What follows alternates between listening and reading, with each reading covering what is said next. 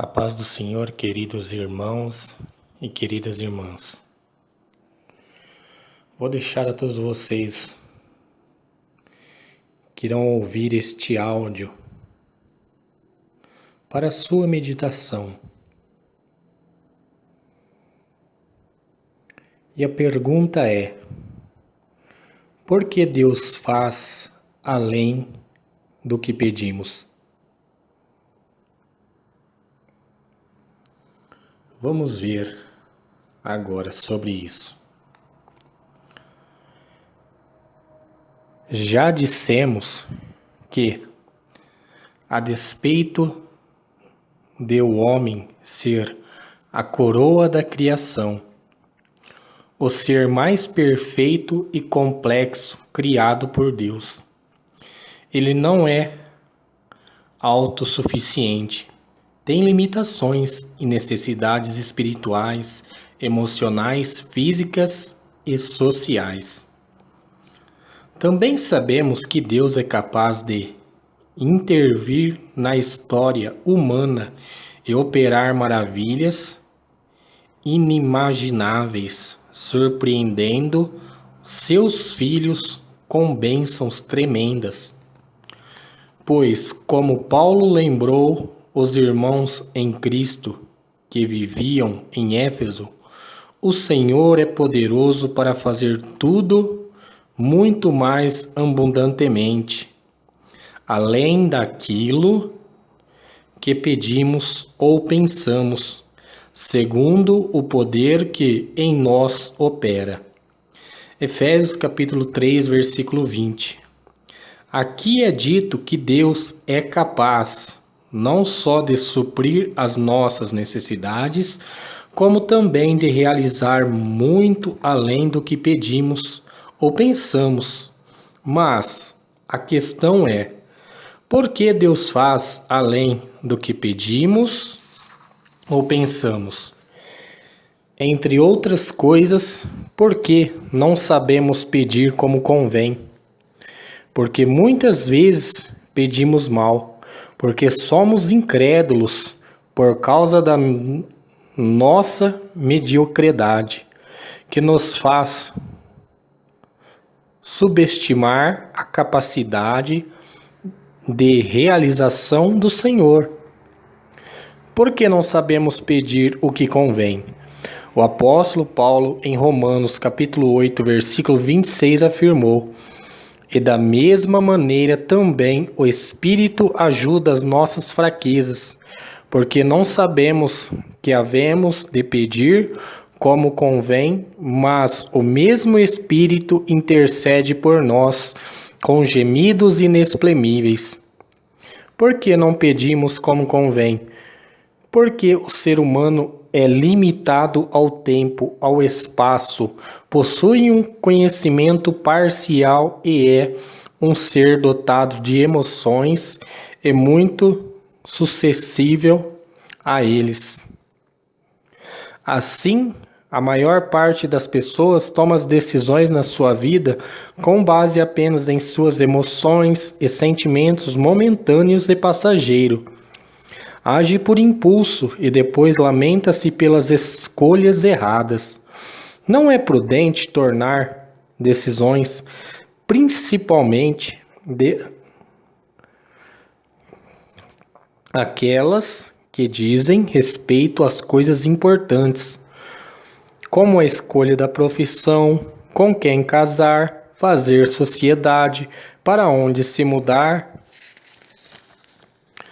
com base apenas em achismo, gostos pessoais, sentimentos momentâneos ou crise. A palavra de Deus nos orienta. Confia no Senhor de todo o teu coração e não te estribes o teu próprio entendimento. Reconhecei-o em todos os teus caminhos, e ele endireitará as tuas veredas. Não sejas sábio a teus próprios olhos, teme ao Senhor e aparta-te do mal. Isso será remédio para o teu umbigo e medula para os teus ossos. Provérbios capítulo 3, versículos 5 e 8.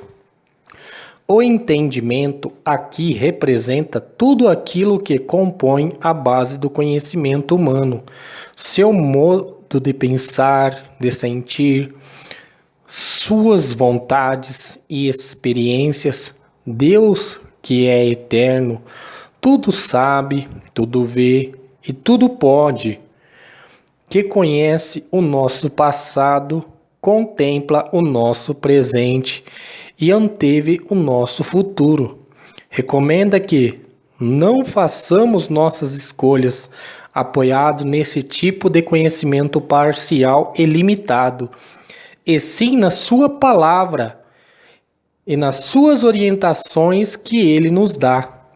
Mesmo conscientes dessas realidades, é comum muitas pessoas, inclusive cristãs, agirem influenciadas por aquilo que elas desejam, momentos e julgam ser o melhor e o certo para elas, ou com base na opinião de terceiros.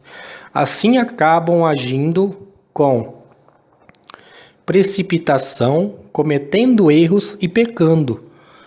Pois, como é dito em Provérbios capítulo 19, versículo 2, não é bom proceder sem refletir, e peca quem é precipitado.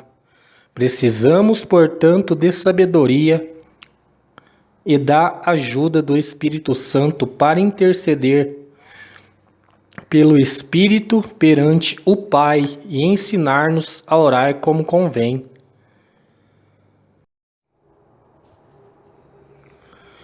Quando somos guiados por Ele, oramos a Deus do modo correto, somos ouvidos e temos as nossas necessidades supridas. A orientação necessária para fazer escolhas acertadas e poder para vencer a adversidade, então reconhecemos que Deus realmente é poderoso para fazer tudo muito mais abundantemente, além daquilo que pedimos ou pensamos, segundo o poder que em nós opera. Efésios capítulo 3, versículo 20. Em outras palavras, Deus age além do que pedimos ou pensamos, porque não sabemos como convém pedir, então o Espírito Santo que traduz até nós a nossos gemidos inexprimíveis intercede por nós junto ao Pai, e Ele nos socorre em nossas fraquezas, operando muito mais e melhor do que tínhamos imaginado. Por que pedimos mal? Outra razão de o Senhor agir acima de nossas expectativas é devido ao fato de pedirmos mal. Motivados por nossos deleites, é isso o que Tiago capítulo 3, versículo 4 diz, em sua carta exortativa: pedis e não recebeis, porque pedis mal, para os guardardes em vossos deleites. A maioria dos pedidos que fazemos a Deus estão baseados nas necessidades e nos desejos da nossa natureza. Por isso, é comum não recebermos exatamente o que pedimos e o Senhor fazer algo diferente que extrapole nosso entendimento. Só que alguns não entendem, entram até em depressão quando não veem seu sonho realizado ou culpam a Deus por ele não atender suas petições. Tais pessoas desconhecem que, por incrível que pareça, o Senhor pode não as ter atendido da maneira como imaginávamos, porque o que pediram poderia tê-la destruídos. Em Lucas capítulo 11, versículo 11 ao 13, após ensinar sobre a importância da oração, enfatizando que quem pede, recebe. Quem busca, acha. Quem bate, a porta a vê aberta. Jesus fez essa pergunta interessante. E qual o pai dentre vós que seu filho lhe pedir pão, lhe dará uma pedra? Ou também lhe pedir um peixe e lhe dará por peixe uma serpente? Ou também se lhe pedir um ovo, que lhe dará um escorpião? Pois se vós, sendo maus, sabeis dar boas dádivas aos vossos filhos, quanto mais dará o Pai Celestial, o Espírito Santo, àqueles que lhe pedirem. Tem gente que, enganada pela fome, está pedindo para Deus lhe dar algo que tem aparência de pão, mas é pedra e não vai suprir sua fome. Outros estão rogando por algo que, por fora, aparenta ser um peixe, mas no fundo é uma serpente e vai picá-lo, envenenar sua vida e trazer danos tremendos. Você acha que Deus, sendo um pai melhor do que os pais humanos, que sabe dar boas coisas aos filhos, dará aos seus filhos algo mal que lhe trará dano? É claro que não. Às vezes uma pessoa está pedindo ao Senhor um aumento de salário, uma casa melhor, um carro mais caro. No entanto, se Deus permitir que ela alcance todos esses objetivos, ela vai ficar orgulhosa, envolver-se com quem não tem compromisso com Deus e afastar-se do Evangelho. Então ele primeiro constrói uma base sólida de relacionamento com essa pessoa, a fim de que ela tenha maturidade para reconhecer que o Senhor é o seu maior tesouro e que todas as bênçãos que Ele venha a proporcionar-lhe não são mais importantes que o abençoador. Deus age assim porque o homem é tão influenciado por sua natureza carnal que costuma preocupar-se mais com a área material, embora precise mais de algo no âmbito espiritual. Assim, às vezes, uma pessoa está numa batalha tremenda e pede para Deus abrir a porta de emprego ou para prosperar no trabalho, a fim de comprar um carro ou ter uma casa melhor. Ele se mata de trabalhar, entra numa crise espiritual, mas só consegue pensar nos próprios objetivos. Neste mundo efêmero, sabe por que mesmo alguém temente ao Senhor não consegue discernir suas necessidades espirituais? Porque se baseia apenas em suas vontades. E a vontade tem força para sobrepujar a consciência, a inteligência e os sentimentos. O que precisamos lembrar é que o que parecer maravilhoso num primeiro momento pode levar à destruição. Assim, antes de tomar qualquer decisão, devemos avaliar nossas motivações, ver se a nossa ação realmente glorificará, exaltará o nome do Senhor Jesus, se será bênçãos para nós e para outros, ou se nos levará à ruína e influenciará alguém a pecar por causa do nosso exemplo. Deus é onisciente, Ele sabe qual é a maior necessidade de cada um. E tem poder para agir em nossas fraquezas e carências, trazendo a resposta e a solução certa, além daquilo que pedimos ou pensamos. Por que duvidamos? outro motivo para o Senhor fazer além do que imaginávamos, é para jogar por terra nossa incredulidade, mesmo que ela esteja disfarçada de racionalidade. Vejamos um exemplo. Um cristão lê que Jesus disse em Mateus, capítulo 21, versículo 22, "É tudo que pedires na oração crendo recebereis", e pensa, vou pedir um milagre a Deus e ver se Ele realmente fará um.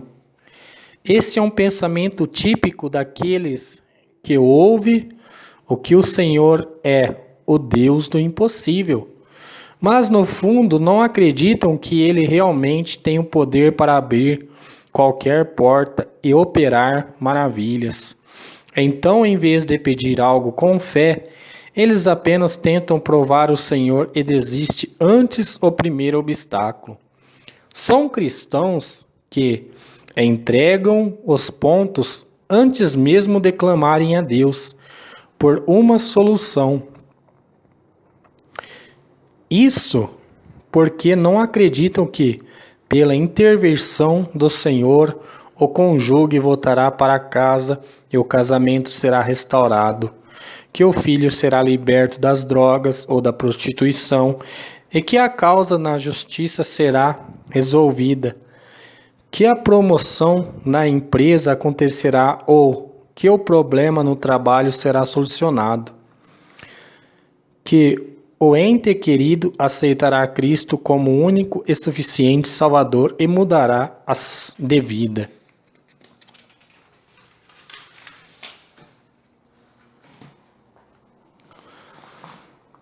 Há inclusive aqueles que comentam: já entreguei tudo nas mãos de Deus. Se Ele quiser, fará o que estou pedindo. É óbvio que se o Senhor quiser fazer algo, pode fazer e não haverá ninguém para impedir. Contudo, é lamentável ouvir uma pessoa que se diz cristã falar isso sem a menor convicção de que Deus está interessado em abençoar. E ela pode até pensar que é muito espiritual, mas se a sua atitude atesta que, no fundo, ela não crê num milagre operado pelo Deus do impossível, ou não está interessada em cooperar com o Senhor, fazendo parte que lhe cabe, clamar, interceder, consagrar-se, mudar de atitude, se for necessário para que o desejado milagre se manifeste. Que evangelho essas pessoas que estão vivendo hoje? Esse não é o evangelho verdadeiro, ensinado por Cristo, que ressaltou que tudo é possível ao que crê. Marcos capítulo 9, versículo 23. Jesus não afirmou que poderíamos obter tudo e que desejássemos, mesmo que não estivesse de acordo com a vontade do Pai. Se tão somente fôssemos otimistas, ele disse que tudo é possível ao que crê, porque nada é difícil para Deus. Não podemos ter tudo o que desejamos, mas podemos com fé ter tudo o que necessitamos para viver bem e continuar servindo ao Senhor com alegria e gratidão. E se pararmos para pensar nas bênçãos espirituais que temos recebido de Deus, o perdão, a salvação, a paz, a direção, a consolação, a família espiritual, a autoridade, a saúde, a vida eterna, constataremos que elas extrapolam nossas expectativas e asseguram as condições necessárias para obtermos outras benesses no âmbito emocional, físico e material. Assim, muitas pessoas chegam à igreja quebradas e falidas espiritualmente, emocional e materialmente, O Senhor as perdoa, consola, cura, coloca de pé, assegura-lhes o pão de cada dia, o pão material e espiritual. Elas são fortalecidas e ficam em condições de lutar pela vida, conquistar seus sonhos, seus objetivos, servir de testemunho a outros, levando-os a ter um encontro com Cristo. Quando chegaram à casa do Senhor, a maioria dessas pessoas não imaginava que poderia reerguer-se, sequer cogitava a grande e profunda obra de Deus na vida delas. Contudo, dia após dia, ao caminhar com Jesus, sente sua restauração e toda sua volta acompanhe o crescimento, o amadurecimento e a prosperidade delas. Sabe por que o Senhor faz isto? Porque Ele é fiel, amoroso, benigno e poderoso para fazer tudo e muito mais e abundantemente, além de que pedimos ou pensamos, segundo o poder que em nós opera. Efésios capítulo 3, versículo 20. Então nossa incredulidade vai dando lugar à fé, a tristeza à alegria, a morte à vida.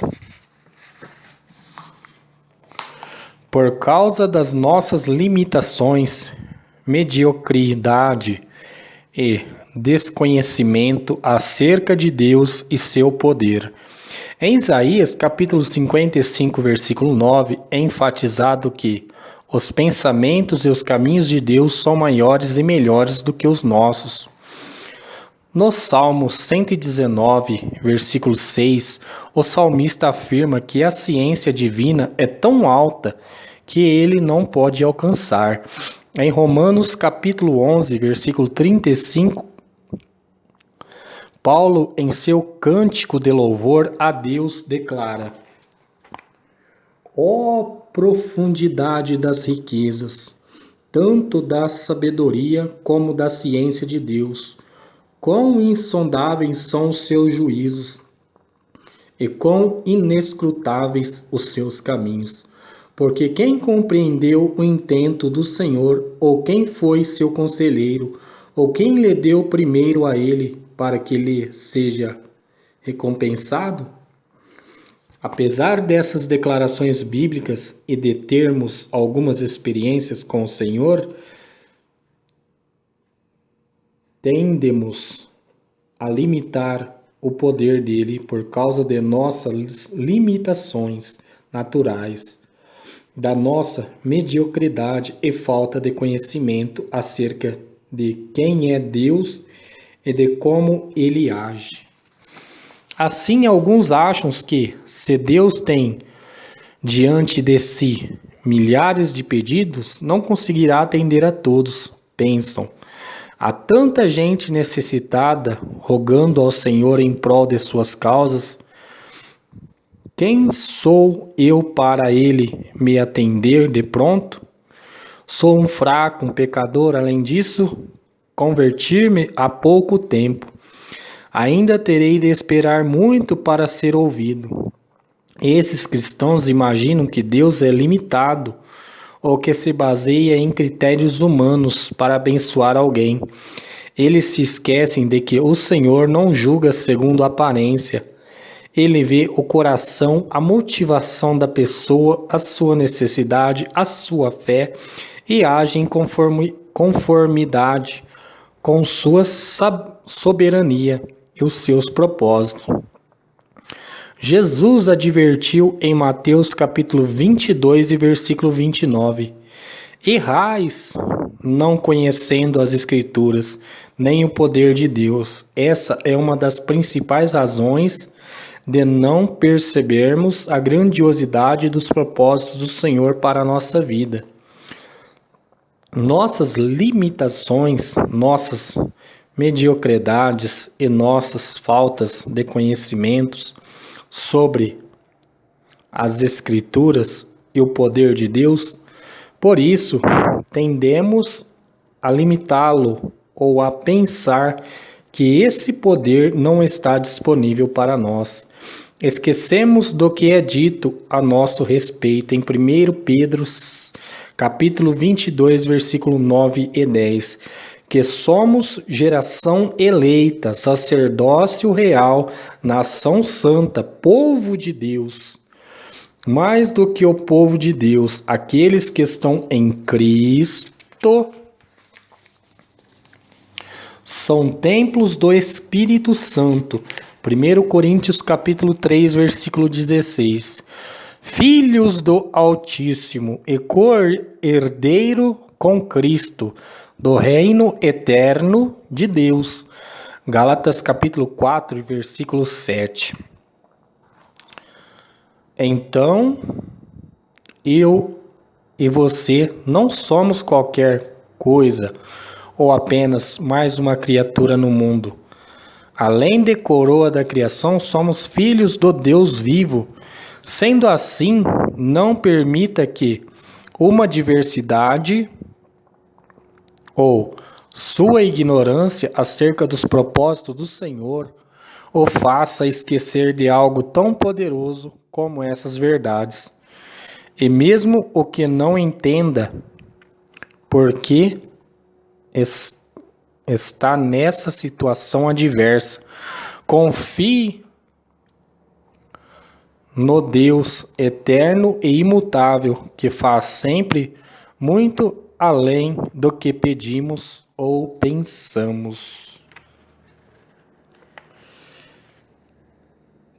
E fique esta palavra para meditação. Fiquem todos na paz do Senhor.